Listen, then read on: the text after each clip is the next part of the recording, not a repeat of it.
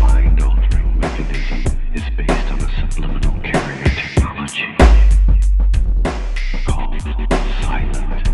sound spread spectrum. The abstract for the patent reads, a silent communication system in which non-aural carriers in the very low or very high audio frequency range or in the adjacent ultrasonic frequency spectrum are amplified or frequency modulated with the desired technology and intelligence by propagating acoustically or vibrationally or inducement into the brain, typically through the use of loudspeakers, headphones, or piezoelectric transducers.